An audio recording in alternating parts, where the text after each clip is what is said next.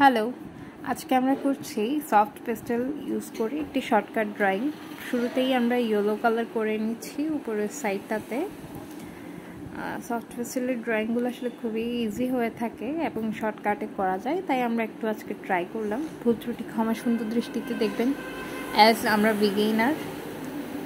এরপর আমি একটু লাইট শেডের অরেঞ্জ কালারটা দিচ্ছি।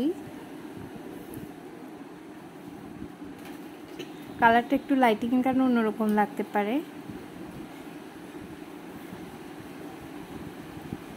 তারপর আমরা একটু তার চেয়ে একটু ডার্ক শেড অরেঞ্জ বলতে মূলত আমাদের মাথায় সবার আগে যে কালারটি আসে, মূলত আমরা সেই কালারটি দিয়ে নিচ্ছি, একটু একটু ডিপ অরেঞ্জ কালার।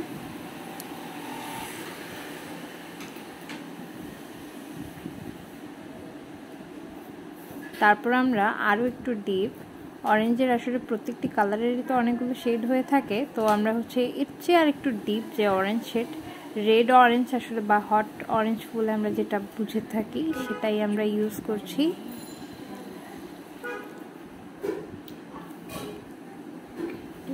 সর্বশেষ আমরা যে কালারটি ইউজ করছি সেটি হচ্ছে রেড কালার। এরপর আমরা একসাথে সবগুলো কালার ভালো মতো ব্লেন্ড করে নিচ্ছি। আঙ্গুল দিয়ে আমরা বা একটি টিস্যু দিয়ে করতে পারি। এবং এখন আমি কালো রঙ দিয়ে কিছু গাছ এঁকে নিব এখানে।